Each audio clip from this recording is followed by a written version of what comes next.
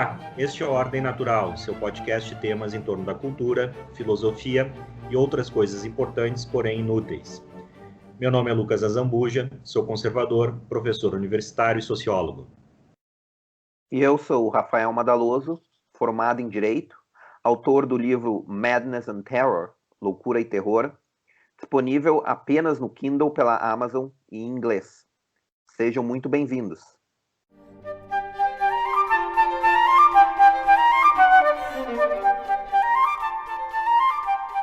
Este é o Ordem Natural Entrevista. Hoje nós estamos com Júlio dos Santos.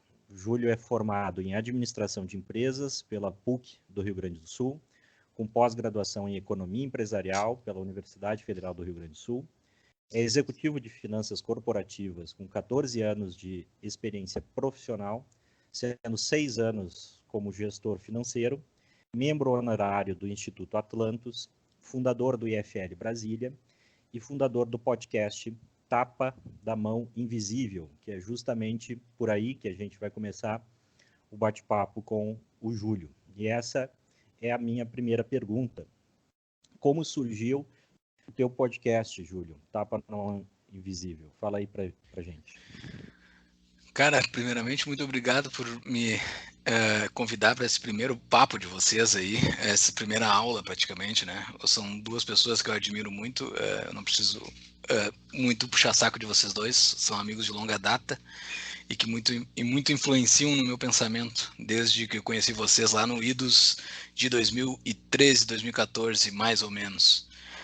Cara, o Tapa surgiu de uma proposta de levar ideias da liberdade via um instrumento de mídia, né? Basicamente isso. Existem várias formas de se levar a ideia da liberdade para frente.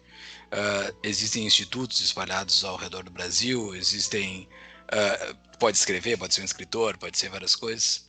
E eu e o Paulo, por identificarmos a liberdade como um princípio que tem que ser perseguido e tem que ser divulgado, a gente criou o Tapa da Mão Invisível como uma forma de espalhar as ideias da liberdade, né? Para simplificar, assim, as ideias da liberdade. Depois entrou conosco o Thiago Bertelli, então nós somos 3 hoje. Sou eu, o Paulo Fux e o Thiago Bertelli, que tocamos este podcast. Estamos com mais de 100 episódios. Completamos 2 anos no dia 9 de outubro. Então, crescendo a audiência, crescendo apoiadores, estamos com um certo sucesso na nossa empreitada. Surgiu por isso e para isso. E como é que funciona? Vocês têm entrevistas, comentários? Como é que funciona o podcast? O podcast, assim, acho que uns 90% dos episódios são entrevistas. Nós entrevistamos pessoas sobre os mais variados assuntos que permeiam os assuntos da liberdade.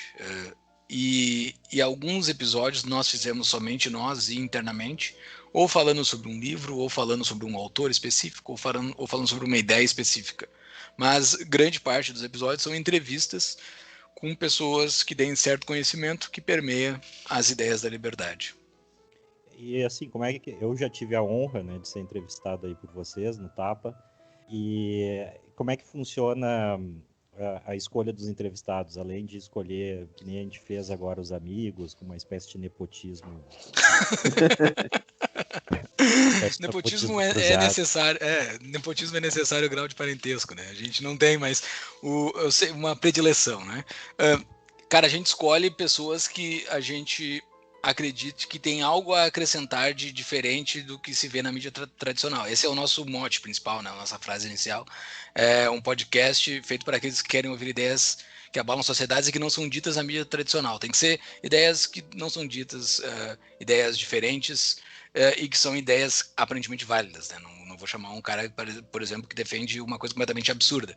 Vou chamar pessoas que defendem ideias válidas e que contribuem para o debate público, ou que são famosos, ou que não sejam famosos. Essa é a escolha, mas assim, tem que ser pessoas alinhadas com a gente, como foi o fato de chamar para lá, porque tem um grande alinhamento com a gente, e o público deu uma baita resposta sobre sobre o teu episódio, assim, porque eu te admiro pra caralho há muito tempo, né? Não sei se pode falar palavrão aqui no podcast de vocês, mas eu te admiro um monte, então pode, tá bom, então tá. Tranquilo. Eu te admiro um monte, então por isso que a gente te chamou, assim, tu tem uma baita de uma bagagem, tu nos dá aula, nos deu muita aula ali. Então é basicamente isso, a pessoa tem que trazer algo para agregar, né?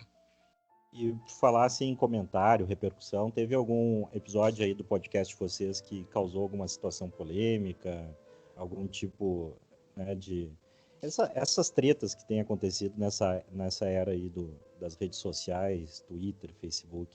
Da hipersensibilidade também, né? Sim, ainda não apareceu haters, assim. É que a gente, os nossos números ainda por enquanto ainda são de nicho, né? Eles não são os números de grande mídia, então assim, haters ainda provavelmente não nos descobriram. A gente ainda não saiu de uma certa bolha ali. A gente está adentrando numa certa bolha, embora a gente recebe muito feedback, muito mesmo no nosso Instagram, de pessoas que estão descobrindo ideias além do mainstream através da gente. Então, são pessoas novas, a gente não está dentro de uma bolha pré-existente. A gente está rompendo para novas pessoas. Mas são novas pessoas que já aderiram, aparentemente, à ideia e estão só se nutrindo ou se aprofundando a partir dos caminhos que nós trilhamos. Porque a gente não aprofunda muito no podcast. A gente chama a pessoa, a gente conversa bastante num nível um certo nível, assim, a gente não aprofunda muito porque é 1 hora de entrevista, não consegue aprofundar dentro de um conhecimento em 1 hora, mas a gente deixa um show notes no nosso site de toda uma bibliografia para se entender sobre aquele assunto.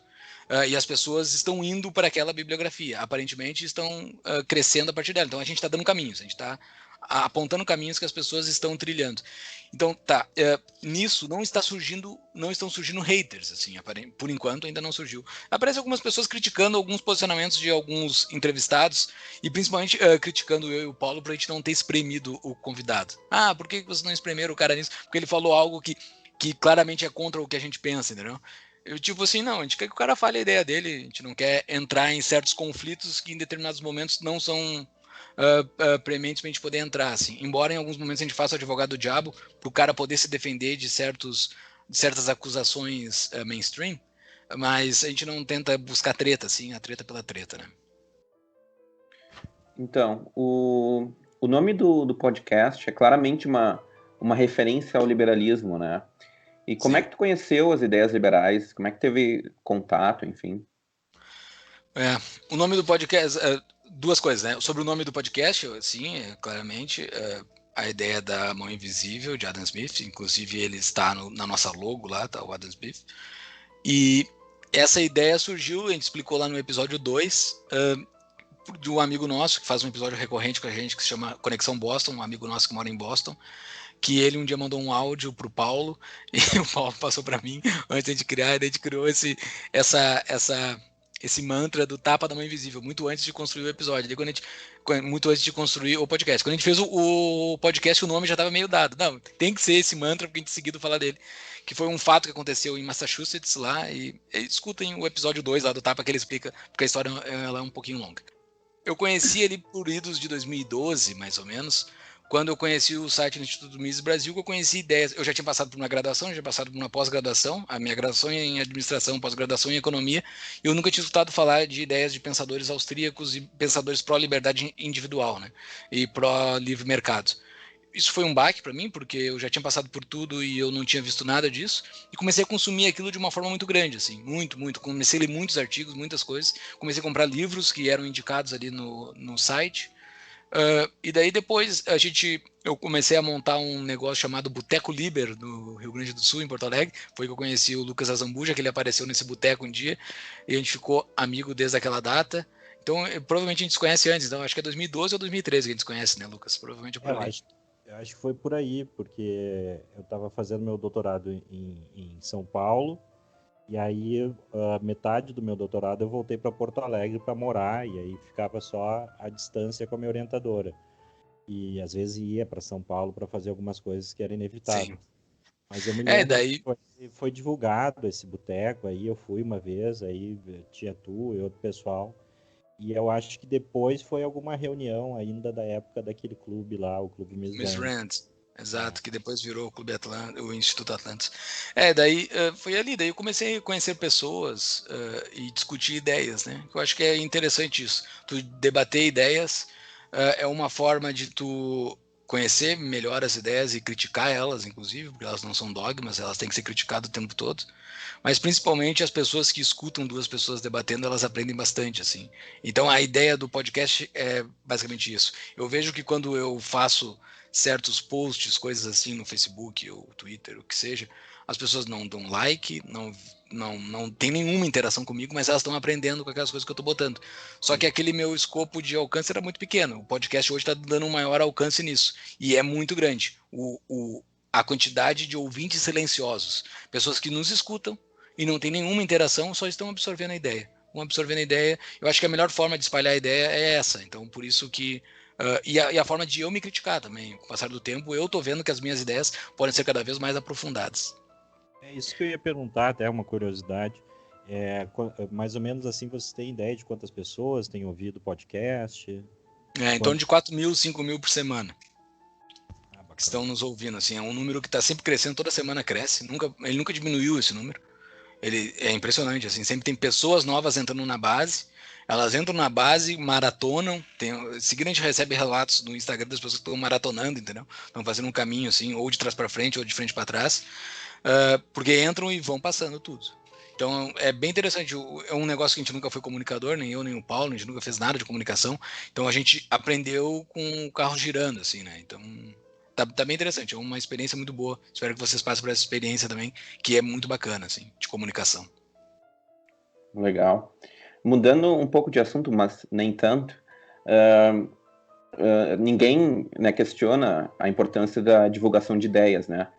Mas o que tu acha da estratégia histórica dos liberais de trabalhar apenas na divulgação das ideias e não também na ocupação de espaços?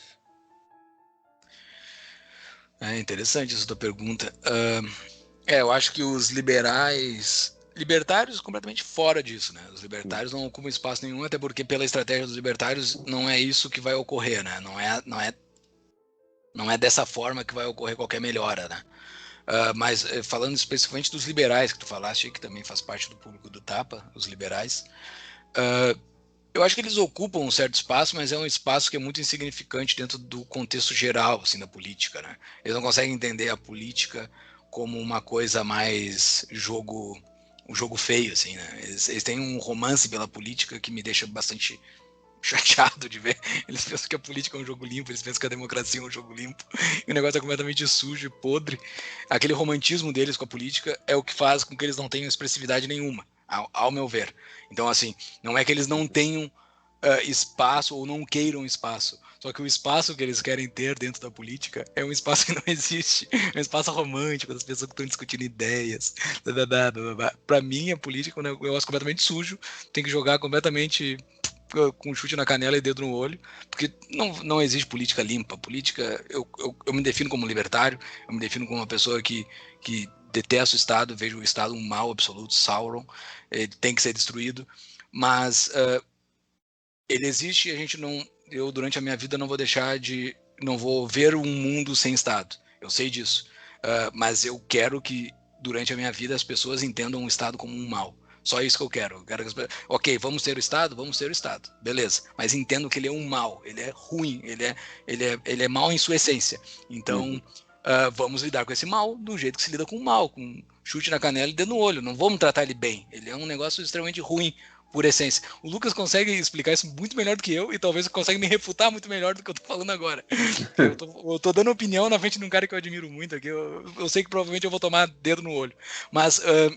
é a minha percepção, assim. Então, os liberais, tá? Respondendo a pergunta, os liberais, eles veem a política com essa forma romântica e bobinha, que a gente vai discutir ideias e tudo mais, e não tem que se vincular a pessoas.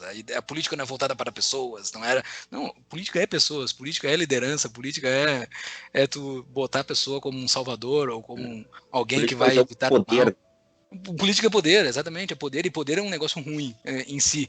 Ele existe, a gente tem que lidar com ele, ok, beleza, é que nem um entrevistado que a gente teve esses dias, que era o deputado federal, o Gilson Marques, deputado federal de Santa Catarina, ele falou, é o esgoto, o esgoto ali, a fossa está entupida, e aí? Ninguém vai ali meter a mão na fossa? Alguém tem que ali meter a fossa. O negócio ruim ninguém quer, mas alguém tem que meter a mão na fossa. Eu gostei bastante dessa analogia dele, é um negócio que existe, é ruim, a gente tem que saber lidar com ele. Uhum. Eu fico pensando assim, se não é sobre pessoas, é sobre o quê, né? Porque, Exato. é o tipo de frase que não faz muito sentido do ponto de vista concreto, né? Mas o que eu acho que é interessante, assim, complementando a pergunta do Madaloso, né, da gente pensar, é que quando a gente tem essa transição entre o mundo político e o mundo das ideias, né, eu acho que o erro, e aí eu queria ver um pouco o que tu acha disso, né, mas o erro é um pouco pensar que o jogo da política é o jogo do espaço da discussão de ideias, entendeu? Que como se o parlamento fosse uma grande arena de debate, né? E que a decisão política é uma espécie de conclusão dialética, de um diálogo platônico, ou Cara, coisa isso é muito ingênuo, parecida. né? Tu que é um estudioso, né, Lucas? Isso é muito ingênuo, né? Pelo amor de Deus. Existe um idealismo, e esse idealismo não é só dos liberais, né? De uma maneira geral, as pessoas têm essa imagem de que o parlamento é uma grande arena de debate. Não é. Assim, cientificamente falando, trocas de favores, né? Interesses específicos sendo negociados, né? E aí a minha pergunta um pouco é essa, ou seja, os liberais, ao não gostarem, digamos, de Estado, né? Eles acabam, tu não acha que eles acabam... Libertários, né? Os Os liberais gostam do libertários, Estado.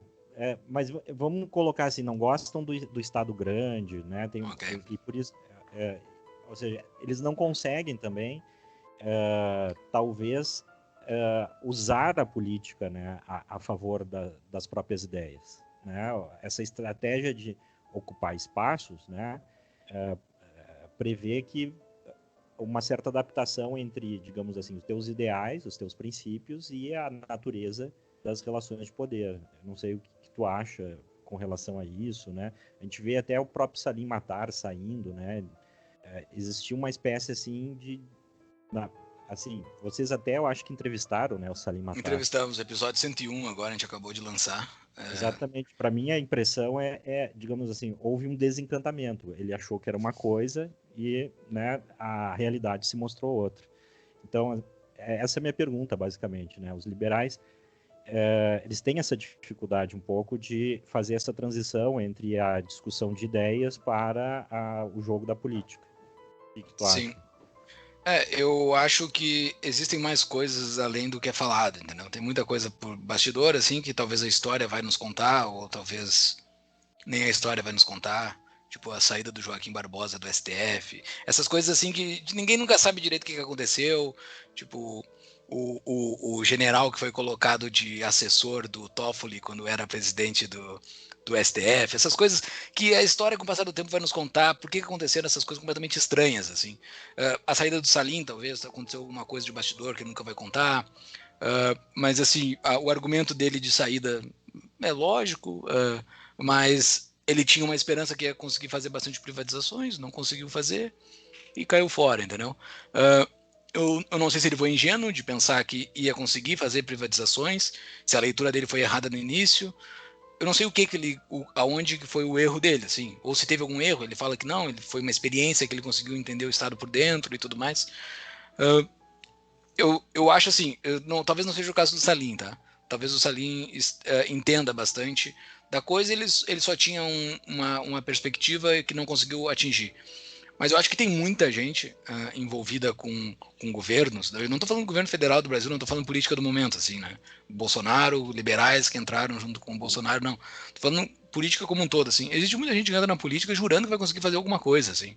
Eu não acredito em nada disso. Eu não acredito que o Estado vai resolver nada, absolutamente nada.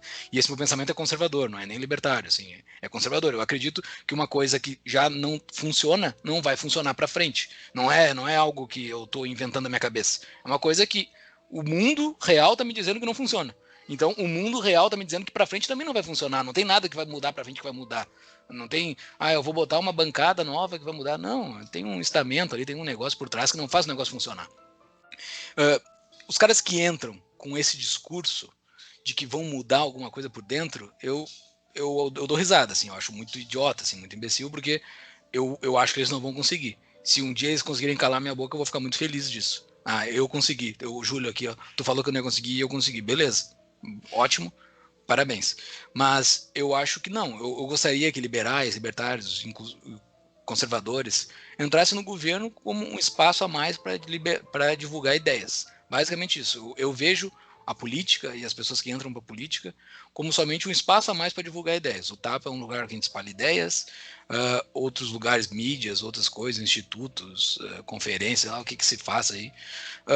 É lugar para espalhar ideias, música, cultura. E o parlamento é um lugar mais para passar ideias. Os caras não vão conseguir resolver zero problema que está ocorrendo lá. É tudo muito cultural, é tudo muito de base. A crença no Estado. Inclusive, nós fizemos 2 episódios sobre o livro A Democracia, o Deus que Falhou, do Hope. E o Hope fala muito que o Estado, embora ele tenha um monopólio da coerção, o Estado não se sustenta pela coerção. O Estado se sustenta pela crença de que o Estado funciona. Então, assim, quanto mais tu conseguir falar para as pessoas que o Estado não funciona, melhor vai ser a vida dessas pessoas. Eu não estou dizendo que vai ser o fim do Estado, mas a vida dessas pessoas em si vai ser melhor. Elas vão conseguir botar a cabeça no travesseiro e saber, não é o Estado que vai fazer por mim. Sou eu, amanhã eu vou ter que levantar cedo e resolver a minha vida, porque o Estado não vai fazer nada por mim. Para de acreditar em qualquer coisa que o Estado vai fazer alguma coisa por ti. Se ele fizer alguma coisa por ti, ele vai estar tirando de alguém. Então, assim, essa é a minha percepção. As pessoas que entram na política pensando que vão resolver alguma coisa por dentro, o Estado como algo positivo, fazendo algo, isso eu tento me afastar o máximo possível dessas pessoas. Então, eu gosto de dizer assim, né, que o liberalismo, né, ao menos do ponto de vista econômico, ele é total vencedor, assim, no campo das ideias, né? Mas, em termos de popularidade, né, em termos de adesão, ele é um fracasso absoluto, né? E eu acho que essa falta de ocupação dos espaços, né, é um dos motivos para isso. O que tu acha? Tu acha que essa... Espaço do quê? Só para deixar bem claro, espaço ocupação de espaços, não apenas nas instituições estatais, mas também nas instituições estatais, mas na própria sociedade civil, né? Tu atuar politicamente na sociedade civil, porque política não é apenas a esfera da política eleitoral, né? Ela começa na sociedade civil. Tá, mas seria mídia? Seria mídia, sindicatos, música, organizações comunitárias, igrejas, na esfera da cultura. Esse tipo de ocupação. Eu nunca vi liberais fazendo um projeto nesse tipo, né? Vamos ocupar esses espaços, vamos aumentar a nossa influência em todas essas esferas. Isso eu nunca vi. O que eu acho, assim, é que falta braço, tá? Embora os liberais... Tu falou que os liberais têm... a gente está falando liberais aqui, mas num contexto geral de quem defende liberdade, né? Como um todo, só para deixar bem claro. Liberais com um contexto geralzão, assim. A gente está generalizando, né? Generalizando, exato. Só deixar isso claro, mas é necessário, às vezes, generalizar para discutir alguma coisa. Exato. Facilita bastante essa nossa conversa aqui. Os liberais como um todo, assim, eles faltam um braço. Embora a parte econômica seja vencedora, porque as ideias fazem bastante sentido, e isso faz sentido com o passar do tempo, porque os recursos dos liberais vão ser mais bem alocados, por entenderem, tu pega o fundão que largam na mão do PT, eles fazem nada com aquele fundão, eles fazem bastante coisa, mas tu larga, se tivesse aquele mesmo fundão na mão de liberais, eles iam fazer muito mais, porque eles entendem muito mais de gerir recursos. Então, assim, o que falta, ao meu ver, não é nem recurso, falta braço. Tem pouca gente. É pouca gente. Os esquerdistas hoje, como todos, progressistas como um todo, eles são muitos, assim, muita gente. Brota do nada um monte de gente. Do nada agora apareceu o Caetano Veloso elogiando um stalinista ali, um cara que era do Twitter, que eu nunca tinha estado falar daquele cara. O cara tem 100 mil seguidores e já tem um mundo em torno daquele cara que eu não fazia ideia que existia. Surge um monte de gente do nada, assim. E do nosso lado, defensores da liberdade como um todo, não tem gente, falta braço. Então, assim, para aumentar essa quantidade de braço é espalhar ideias. Eu acho que o inicial é espalhar ideias para ter mais gente para poder entrar em outras coisas e defender ideias dentro da Globo, entrar alguém dentro da Globo, será que a Globo vai quebrar, também pouco importa, mas entrar dentro de mídia. Nós do TAP a gente está tentando fazer isso, a gente está tentando ocupar um espaço. Qual espaço? O espaço da vida de uma pessoa. A pessoa vai gastar no decorrer da semana dela não sei quanto tempo consumindo produto de áudio. Eu quero que 1 hora daquela pessoa seja ouvindo o TAP. Então aquela 1 hora que ela está ouvindo o Tapa, ela não está ouvindo o CBN, que é a Rádio Gaúcha pro resto do Brasil. Para quem é do resto do Brasil, tem a Rádio Gaúcha no Rio Grande do Sul, o resto do Brasil tem a CBN. Entendeu? São outras coisas, tu ficar... é uma ocupação de espaço que a gente está fazendo no Tapa, só para resumir. E eu acho que os outros... Isso que vocês estão fazendo agora é uma ocupação de espaço também, uma nova ocupação de espaço. O que o Olavo fez, divulgar os conhecimentos dele, é ocupação de espaço.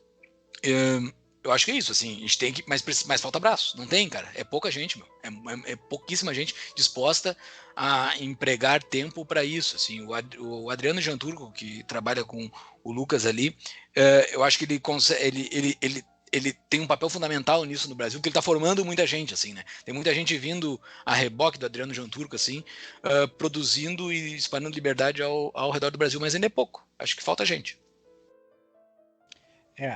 Eu acho até foi interessante ter citado o caso do, não sei o nome, desse que o Caetano Veloso indicou, né?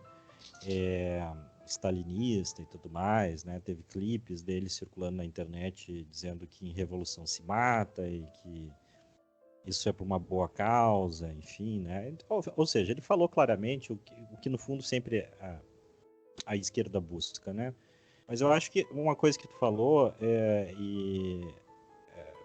comentando em cima, é o seguinte, eu acho que quando tu falou assim, o cara tem 100 mil seguidores, né?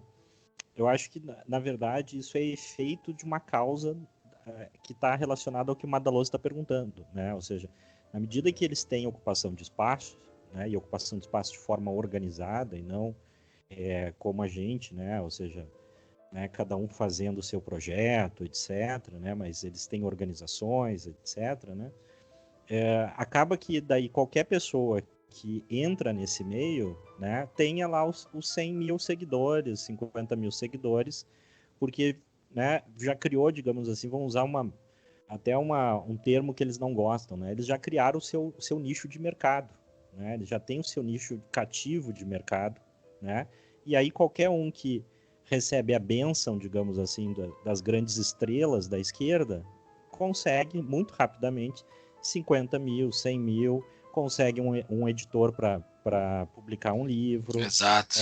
ou coisa do tipo, né? E me parece que isso que falta um pouco, colocando de maneira geral na direita, né? Assim, aí coloca no mesmo saco Tudo. conservadores, liberais, anarcocapitalistas, etc. Quem não é de esquerda, né, Guilherme? Tudo não progressista. No campo que não é de esquerda, não existe essa organização, né? Não sei como é que tu vê essa dificuldade, né? Eu acho que não existe essa organização porque não tem demanda.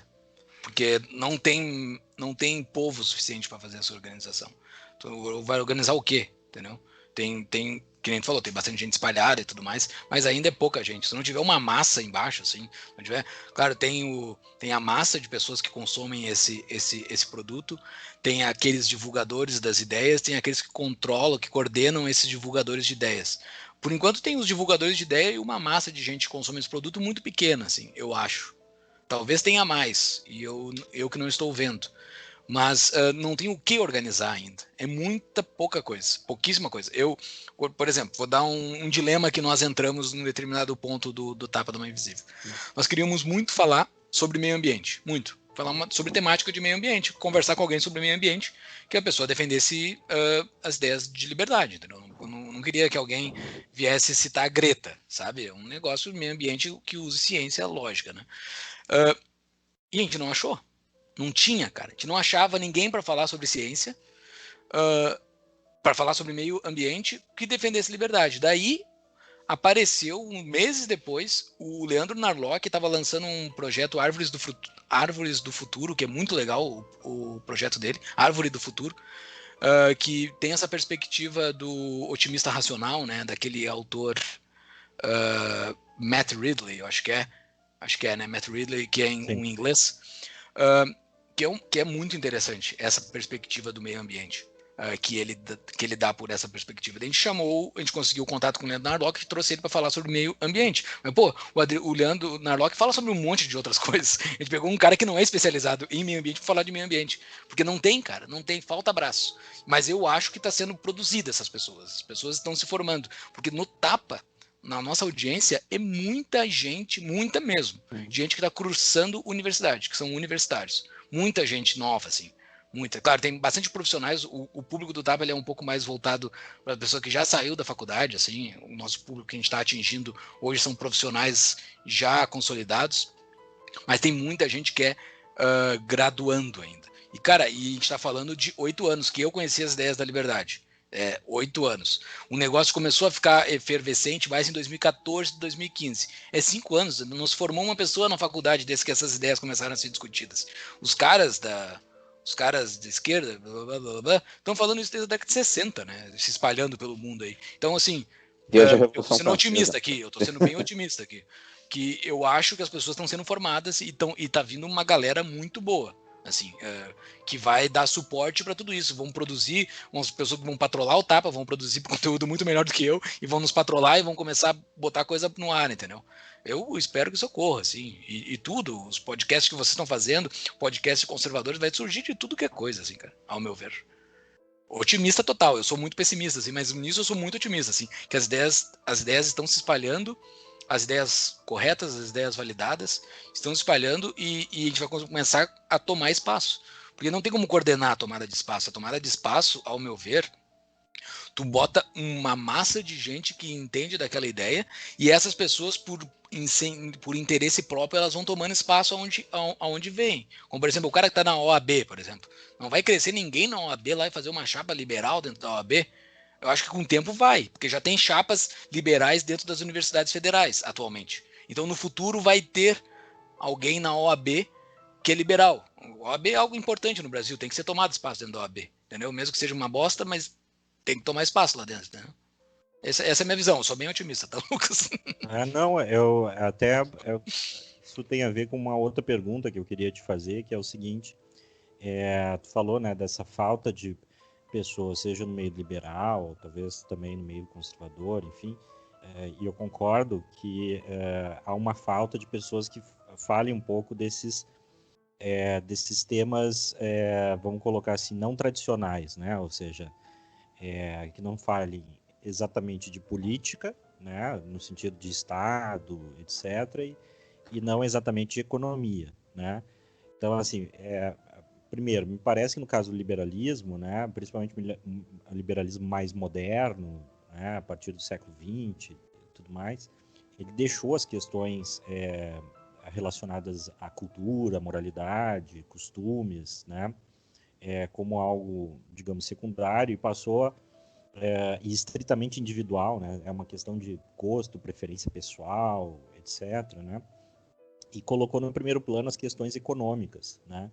Ao mesmo tempo, no século XX, né, que estava acontecendo isso, ou seja, um foco maior do liberalismo como algo estritamente, né, pensamento econômico. Normalmente a gente ouve até isso, né? O liberalismo é uma corrente de pensamento econômico, né?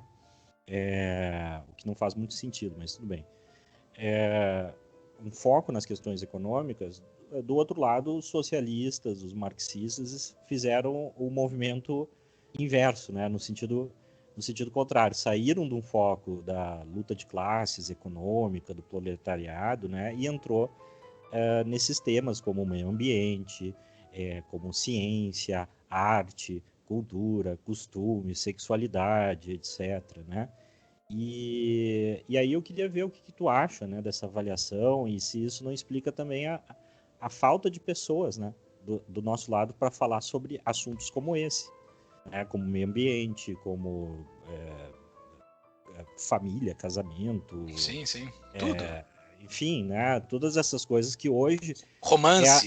Qual o romancista que nós temos hoje no Brasil? Que hoje é a pauta principal da esquerda, né? Ou seja, tu ouve, quando a esquerda fala de economia, ela fala, por exemplo, desigualdade de gênero, racial, né? Não fala mais naquele sentido tradicional. Como é que tu vê essa... E já tem 3 romances que falam de desigualdade de gênero, por exemplo. Nesse mês, provavelmente, já foi lançado.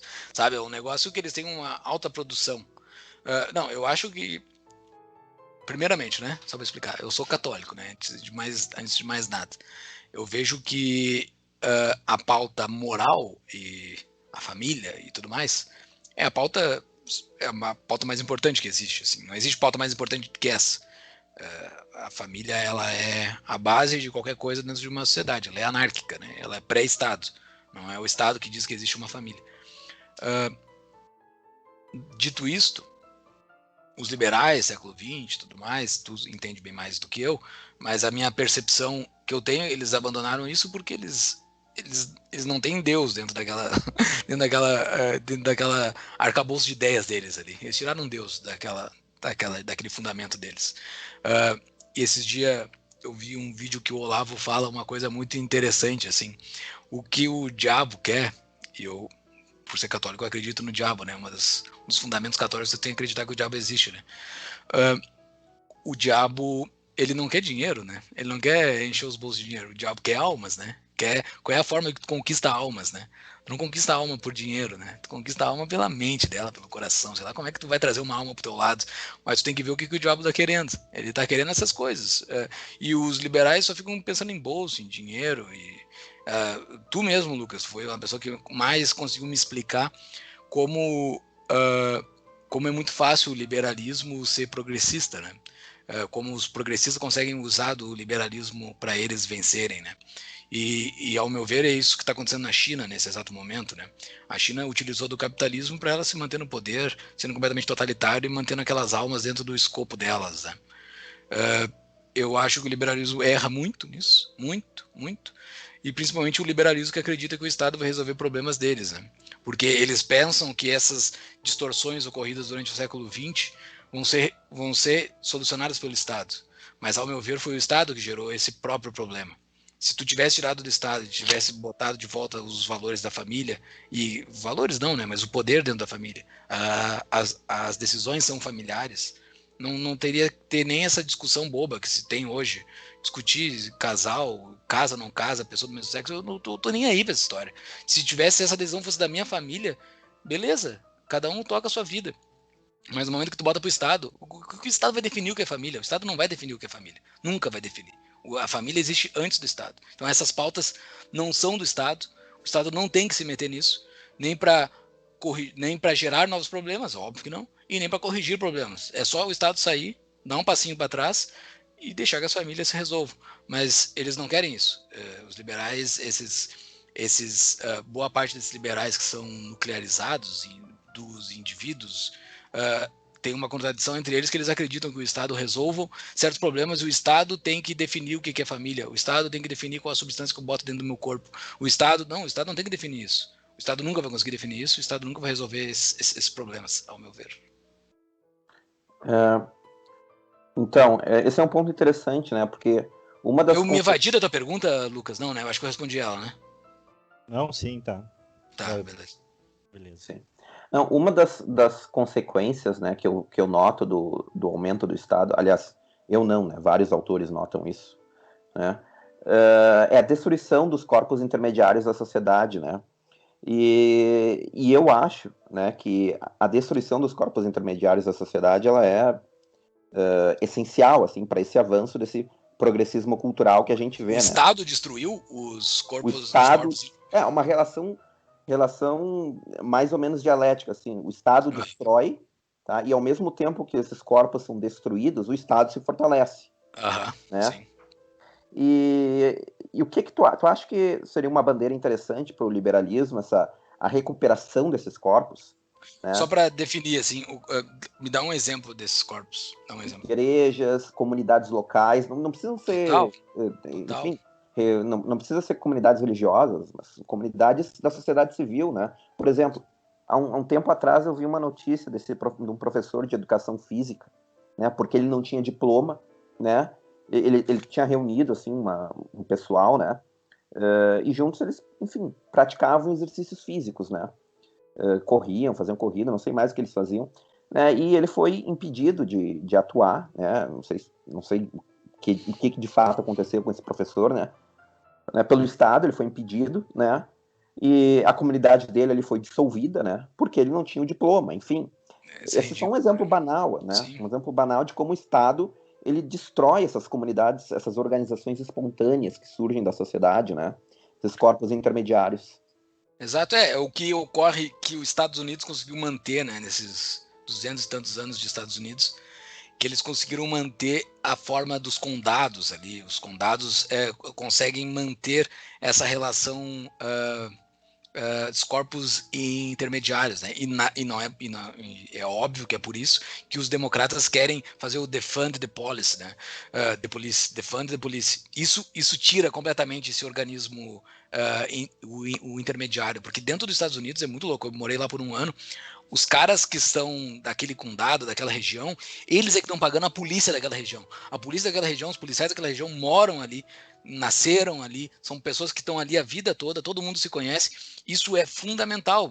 Se for Estado ou se não for Estado, provavelmente vai ser assim que vai se construir um sistema de segurança local. Não existe outra lógica para seres humanos conseguirem se organizar de uma segurança local que não seja essa. Diferente do Brasil, por exemplo, no Rio Grande do Sul, né, que tem a Brigada Militar. A Brigada Militar é um ente controlado de Porto Alegre. As pessoas lá da minha cidade natal de Mostarda são policiais que eles não nasceram ali, são pessoas que não são dali. O orçamento daqueles policiais não são dali, vem de Porto Alegre. Então, assim, não tem correlação entre polícia e pessoas que estão cuidando da sua a população e as pessoas que estão cuidando da sua segurança, né? E eu acho que sim, isso é uma retomada liberal, isso é uma tomada conservadora, inclusive, é uma retomada lógica, uma retomada do bom senso, né? Não eu acho que é aí até que o conservador e o liberalismo se encontram, né? Ou seja, porque o que está descrevendo é nada mais... Conservador e o libertarianismo se encontram, porque os liberais, aqueles babacas, eles querem que vá para o Estado. Porque não tem nada mais natural de que quem vai te proteger seja pago por ti, né? É uma coisa assim, né? Eu conheço o cara conhece, ele sabe o nome do meu filho, ele sabe o nome do meu cachorro, ele sabe, cara, era impressionante nos Estados Unidos ali, o guarda que tava na frente da casa onde a gente morava ali, era sempre o mesmo, ele ia sempre no lugarzinho comprar o donut dele, e era verdade, o cara comprava donut todo dia, ele ia ali comprava o donut dele, um dia ele me viu sentado num banco de praça ali, que eu tava esperando a parte dentro do laboratório que ela tava trabalhando, e eu fiquei sentado no banco de praça. E daí passou o policial, assim, e daí parou duas viaturas gigantes, assim, cara, uns carros gigantes na minha frente, assim, porque eu tava 1 hora sentado num banco de praça sem fazer nada. Os caras pararam, desceu um e o outro ficou na viatura em pé me olhando, né? O cara veio e me abordou. O que tá fazendo aí? Eu tô esperando a minha esposa que tá aqui. Daí ele já viu pelo meu sotaque, né? De onde que tu é? Eu sou do Brasil. Então tá, me cumprimentou, foi embora. Daí ele tava indo embora, assim, o que eu tenho que fazer? Tá tudo certo? Não, tudo certo. Ele só deu assim, eu tô te vendo, tá? Se tu fizer uma merda, tu tá fudido, porque eu tô te vendo. Ele só deu o sinal. E é o cara que eu via todo dia, cara. É o cara que eu via todo dia comprando donut. Ele foi ali e me abordou aqui, cara, tu não vai fazer merda aqui porque tu tá... E daí eu não tenho o que fazer. Não tem o que fazer, porque eu tenho uma correlação direta com a polícia. Na eleição local ali deles, que eu não sei como é que funcionava, se discutia o salário desses caras, entendeu? Uma simbiose total ali entre segurança e eu te proteger e tu me proteger e tamo junto, entendeu? Que hoje não existe no Brasil. E tudo isso foi destruído, né? Todas essas coisas, tudo não sei se tudo, mas quase todas essas relações entre cidadão e as coisas públicas que ele tem que se correlacionar foram destruídas pelo Estado. O Estado tomou conta de tudo isso, né? Uhum. Assim, eu acho isso muito interessante. Realmente a questão dos corpos intermediários e a presença disso em casos concretos é onde liberalismo e conservadorismo se encontram e formam uma síntese que eu acho interessante, que infelizmente a gente está se perdendo por diversas razões. Mas eu acho assim, um pouco para ir se encaminhando para o final, né? Eu queria saber um pouco se tivesse que recomendar um livro para alguém conhecer as ideias liberais. Tu mesmo falou, né, que um dos objetivos do Tapa era difundir as ideias da liberdade, que tem muita gente começando a conhecer, né? Qual é assim o livro que tu acha que é fundamental, ou o livro que tu mais leu e gostou, assim, e se identificou? Cara, o livro pra mim que é o Red Pill, assim, né? Que é aquele livro que tu lê e tu toma um soco, assim. Porque no Brasil, a gente, todos nós criados aqui na terra do Tupiniquins, a gente sabe que desde quando a gente é criança, o papo liberdade não tá no papo, né? Não tá na pauta, ninguém fala de liberdade, não há nenhuma vontade de liberdade, não há explicação do que é liberdade, nem nada. Então, a primeira coisa, assim, é tu querer tua liberdade, tu querer entender o que é liberdade, saber que tu é um ser humano, tu tem o direito de ser livre, tu tem e direito, para isso sim dá para se usar a palavra direito, tu tem o direito de ser livre, porque tu é um ser humano. Tu tem que amar primeiro a sua liberdade. Eu acho que é essa a primeira ponto, tá? Essa é a minha defesa do livro, tá? Então, primeiro tem que saber, tu tem que ser livre, tu não tem que ser escravo, tu tem que ser livre. E várias coisinhas do nosso dia a dia nós somos escravos hoje em dia. Então, a primeira coisa que tem, que é o meu francês favorito, que é Frédéric Bastiat, A Lei, um livrinho fininho, muito fininho, que é o Red Pill, assim. A pessoa que nunca ouviu falar de liberdade, nunca defendeu liberdade, nunca pensou para parar, nunca parou para pensar assim, pô, será que eu tenho que pensar em liberdade? Pô, isso é interessante, eu tenho que pensar em liberdade. Liberdade não é o regueiro falando, liberdade para dentro da cabeça, aquilo não faz sentido nenhum, aquilo que aquele regueiro tá falando. Ele tá deturpando a palavra liberdade.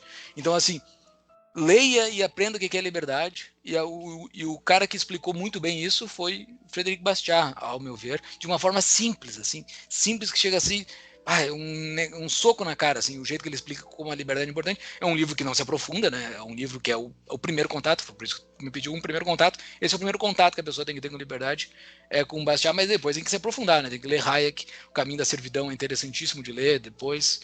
E daí depois vai indo, depois vai para Rothbard, depois vai para Hope, vai indo. Mas assim, tem que começar com Bastiat. A Lei. Então tá, excelente escolha. Gosto muito desse livro também. Então tá. Eu tenho o PDF salvo no meu celular, quando alguém me pede, eu mando. Sempre mando, distribuo esse livro muito, assim. Sim.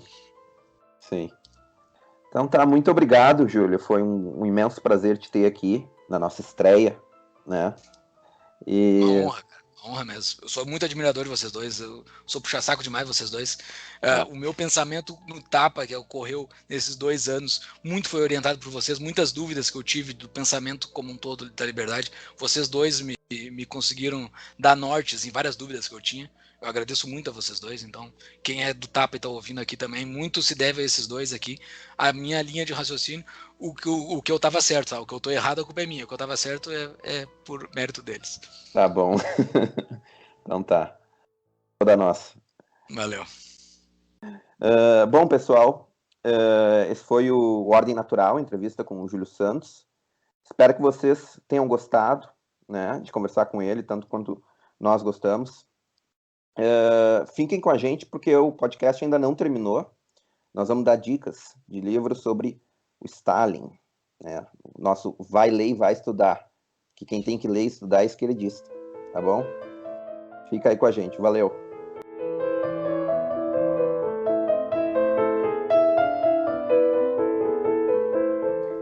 Este é o Vai Ler e Vai Estudar. Nesse primeiro episódio, nós vamos indicar materiais de estudos, principalmente livros, a respeito de um sujeito muito querido, digamos assim, na história, chamado Joseph Stalin.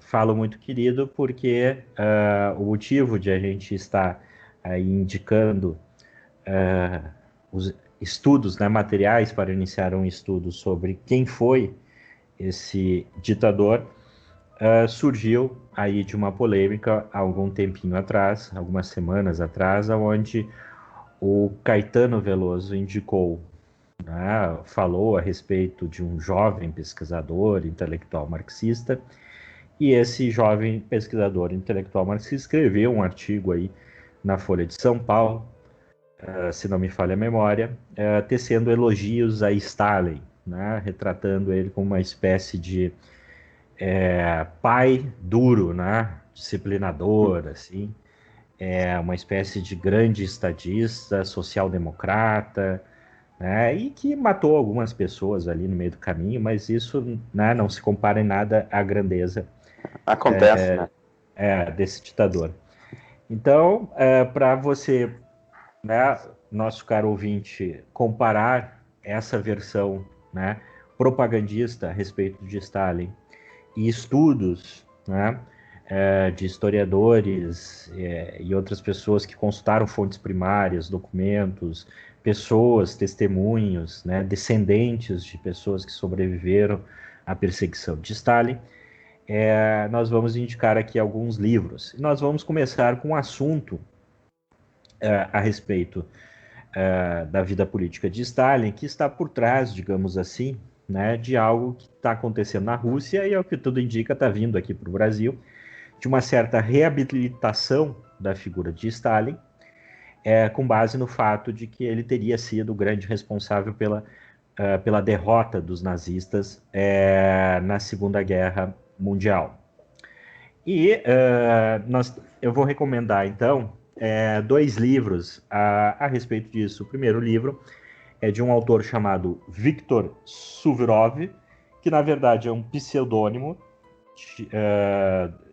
do nome verdadeiro chamado Vladimir Rezun, que é um agente, um ex-agente, né, da inteligência militar soviética, que fugiu para o Ocidente, né, pediu asilo no Ocidente e vive até hoje escondido, porque teve uma sentença por causa dessa fuga aí para o Ocidente, teve uma sentença de morte pela corte militar soviética e que até hoje a Rússia recusa-se a perdoá-lo. Então é um sujeito que tem que viver aí mais ou menos escondido, né, sob o risco de ser morto pelo que ele conhece a partir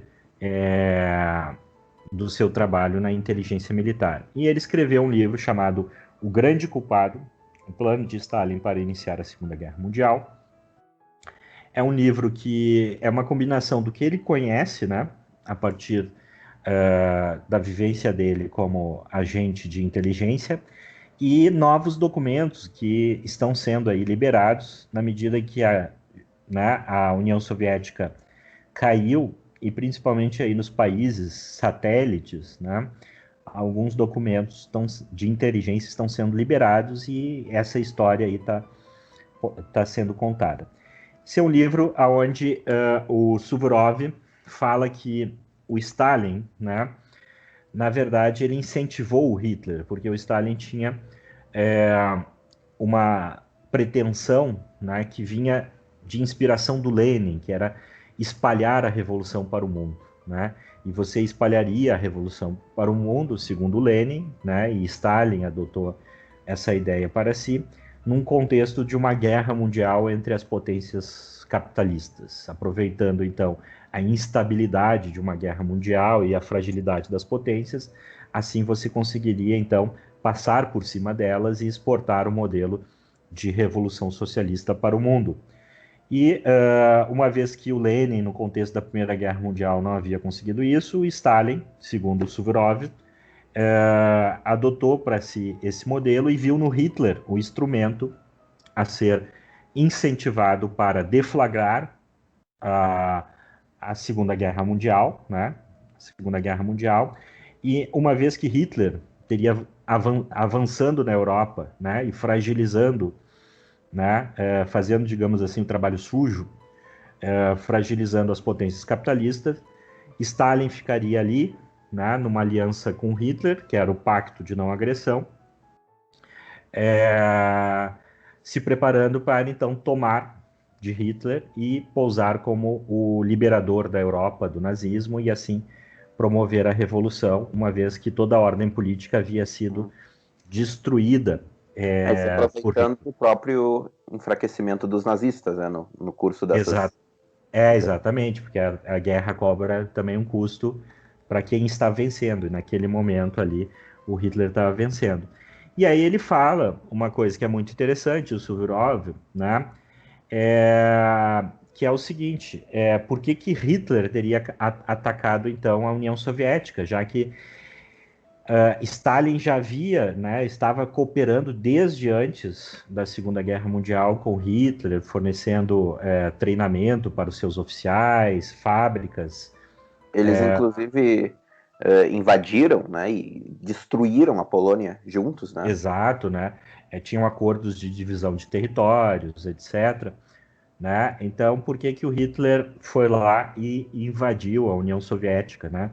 Então, a primeira coisa é essa imagem que muitas vezes se passa, que o Pacto de Não Agressão era uma coisa que a União Soviética estava declarando que não, né, ia ser neutra, como na Suíça, onde o nosso amigo Madaloso mora atualmente, né? Na verdade, ele participou ativamente de ataques, e lá pelas tantas, na Segunda Guerra Mundial, o Hitler ataca a União Soviética, e o Suvorov afirma, com base em alguns documentos, etc., de que o Hitler, através do seu serviço de inteligência, havia descoberto esse plano do Stalin, né, de que ele estava sendo usado, e o Stalin estava já se preparando para atacar os nazistas e, assim, né, tomar a Europa da mão dos nazistas, né, e exportar a revolução para o mundo.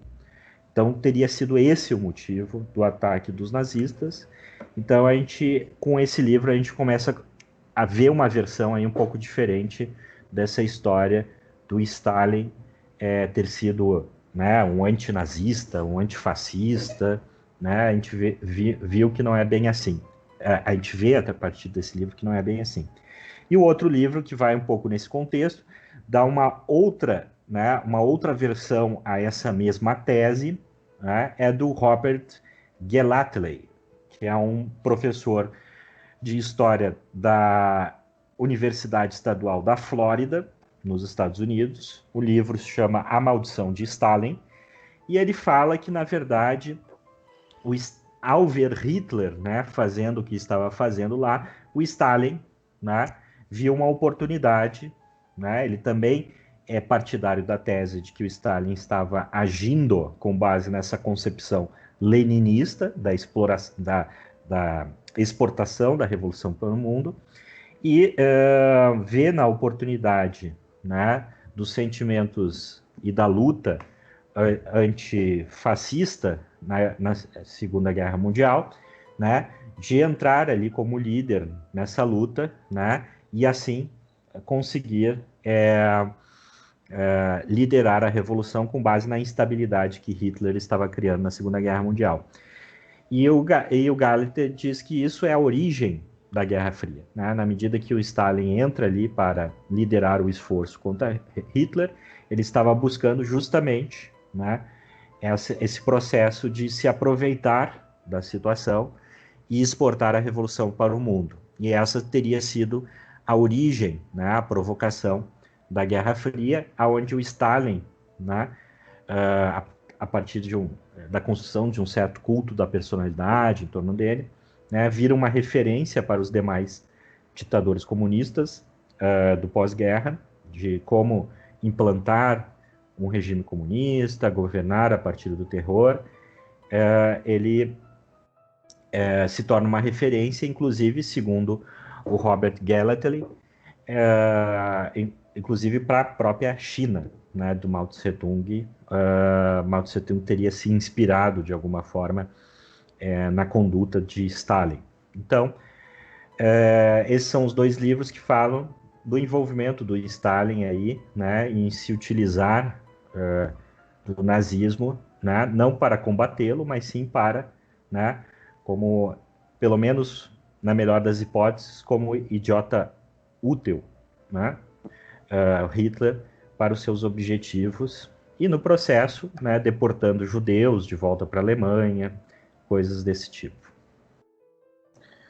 Então, eu recomendo para vocês o livro do Stephen Kotkin, Stalin, Paradoxos do Poder. Então, nas palavras do próprio autor, o Stalin é o padrão ouro dos ditadores, né? Porque o autor mostra que nenhum ditador, nem mesmo Hitler, conseguiu acumular tanto poder. Né? Nenhum. Ele mostra que o Stalin literalmente escravizou milhões de pessoas. Literalmente. Né? E da mesma forma como os judeus eram culpados pelos nazistas por tudo de ruim que acontecia na Alemanha, o Stalin culpava os kulaks, que eram os camponeses mais ou menos prósperos, né? Às vezes até pobres, né? Viviam de forma bem apertada mesmo, em alguns casos, né? Mas se eles se destacavam um pouquinho, né, se eles não eram 100% miseráveis, né, eles já eram acusados de serem os inimigos do povo russo.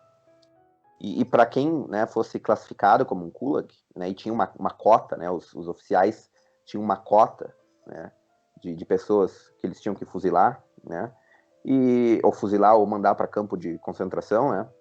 Então, para quem era acusado como Gulag, era ou fuzilado ou mandado para campo de concentração, né, escravizado, ou fuzilado ou escravizado. E ele mostra, né, no livro ele tem uns dados assim assustadores, né, para dizer o mínimo. Então, ele mostra que no início dos anos 30, quando Stalin realmente impôs, né, e não foi algo voluntário, né, foi algo imposto, né. Então, quando Stalin ordenou a coletivização, entre 5 e 7 milhões de pessoas morreram de fome. Entre 50 milhões a 70 milhões de pessoas sobreviveram, mas passaram fome extrema. Mas conseguiram sobreviver. 1/3 dos cazaques, que são os povos que habitam não somente o moderno Cazaquistão, mas outras regiões ali também, 1/3 dessas pessoas pereceram de fome. Morreram de fome. E na região ucraniana, teve o genocídio ucraniano, né? Os números variam de 5 a 7 milhões também, né, de pessoas mortas. Foi genocídio, né? Foi uma política de Estado, né, deliberada para aniquilar, né, uma etnia, né? Ou uma nacionalidade, no caso, né? Grupos sociais inteiros, a gente pode falar.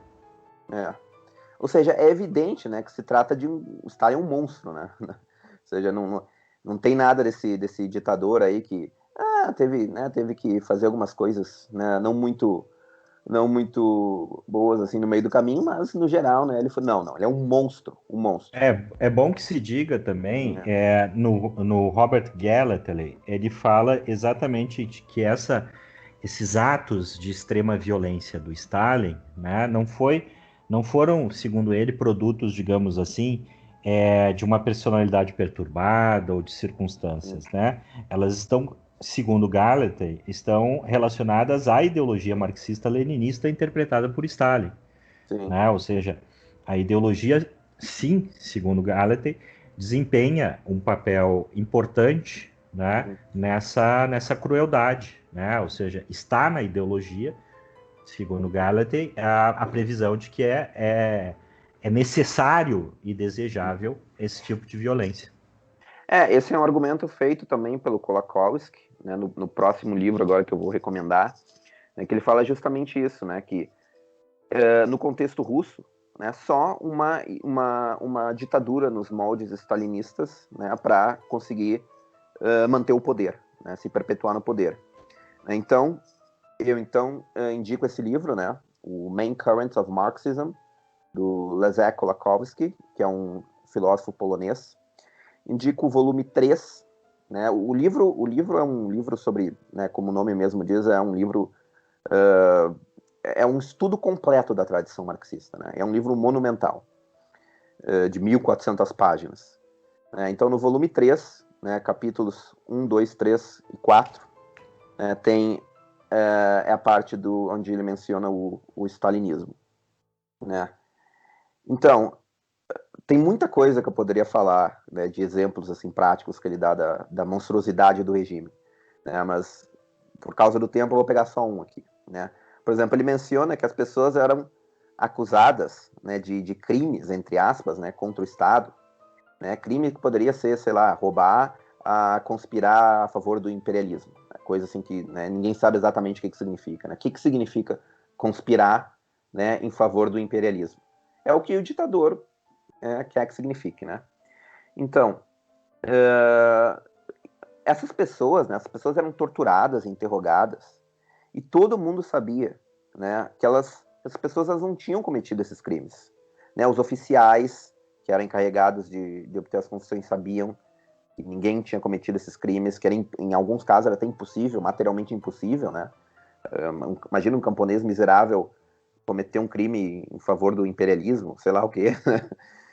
O uso da tortura, né, que, de acordo com Kolakowski, não fazia mais parte do sistema judicial russo desde o século XVIII, né, se tornou o procedimento padrão, né, com Stalin. Né, o procedimento regular para extrair inúmeras confissões falsas. Né? E uma coisa interessante, a vítima tinha que assinar pessoalmente a confissão. A assinatura não podia ser forjada pelo oficial. Né? Por quê? Porque o regime queria destruir psicologicamente, né? Acabar com a alma da pessoa, destruir a alma da pessoa. Né? E os poucos que resistiam à tortura, né, geralmente acabavam cedendo depois que, né, que ouviam que, por não colaborarem, né, que eles teriam toda a família morta. Né? Enfim, o próprio Stephen Kotkin, né, que eu mencionei, ele também mostra que o Stalin estabeleceu cotas, né, como eu tinha dito, de um número mínimo de kulaks em cada região deveriam ser deportados ou fuzilados, né. Mas o problema, assim, às vezes se tu preenchesse essa cota, né, se o oficial preenchesse essa cota, ele poderia ser executado também, né. Por quê? Por ter matado as pessoas erradas. Se ele não preenchesse, se o oficial não preenchesse, ele também poderia ser executado. Por quê? Por não ter, enfim, preenchido a cota, né? Ou seja, nós estamos falando de um monstro, né? Foi o regime mais despótico, tirânico e absurdo que já existiu na face da Terra.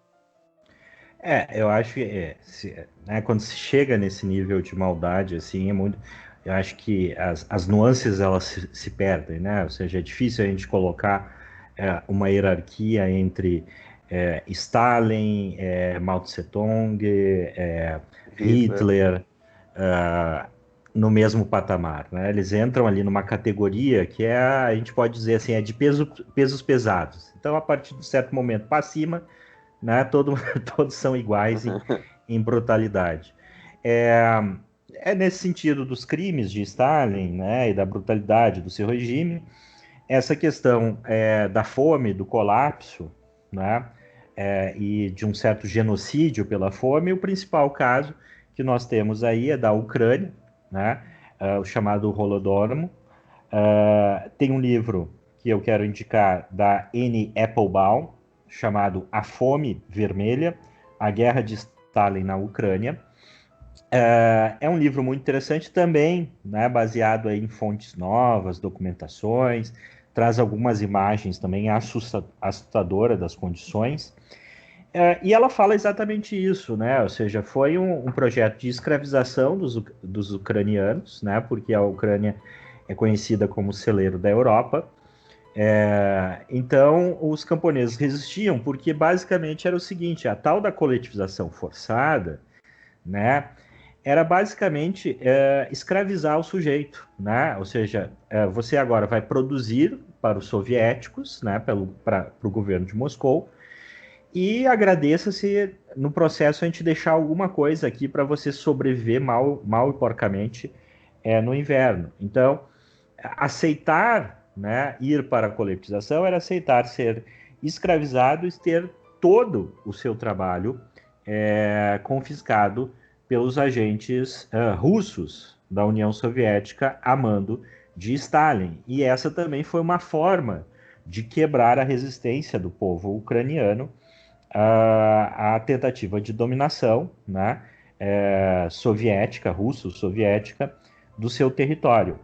Então ela descreve cenas, assim, episódios que são realmente de embrulhar o estômago, né? O caso talvez mais, os casos mais extremos nesse sentido, era das famílias que, no desespero da fome, especialmente no inverno, né, acabavam sucumbindo ao canibalismo dos corpos dos seus familiares mortos, né? Então, principalmente crianças, né, morriam de fome, ou até mesmo os pais tinham que sacrificar as crianças em razão da dor que a fome estava provocando nelas, choro, etc., e acabavam tendo que comer os cadáveres dos seus próprios filhos. Aí que surgiu filhos. a lenda, provavelmente, né, de que comunista comem criancinhas, né? O problema talvez. é que eram as vítimas, né? Exatamente. Então, é um livro, assim, que para se ler, né, é preciso ter um certo distanciamento, porque o que ela descreve aqui é realmente muito grave, né? E por falar em trabalhos escravos, nós temos os infames gulags do Stalin, aonde agora eu quero finalizar recomendando aqui um documentário que está no YouTube, feito por um jovem, relativamente jovem, né? Deve ter ali 20 e tantos anos, 30 anos talvez, não sei, chamado Yuri Dudj, em colaboração com um sujeito chamado Statsenko, né? O documentário chama Coleman, Birthplace of a Fear, né? O local de nascimento do nosso medo. Coleman, que é Kolima,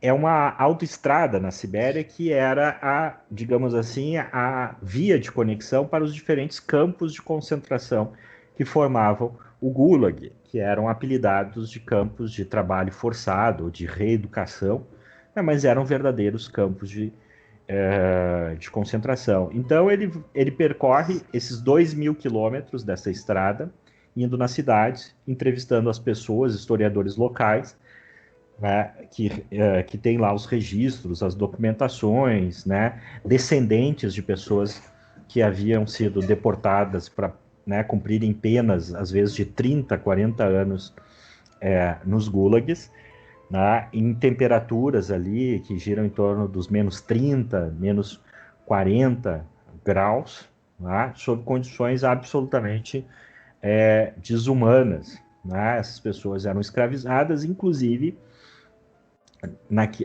numa cidade que é onde era o pior campo de concentração, para minerar urânio, né? Um metal aí radioativo, não preciso nem falar. Essas pessoas tinham que minerar esse urânio sem nenhum tipo de proteção e acabavam então intoxicadas, Nenhum né, tipo de pelo urânio. capital tecnológico, né? Também. Nenhum tipo de capital, a gente está falando aí Máquina. de anos 30, né? Isso estava acontecendo. E outros foram escravizados para minerar ouro também, né? Essa coisa assim.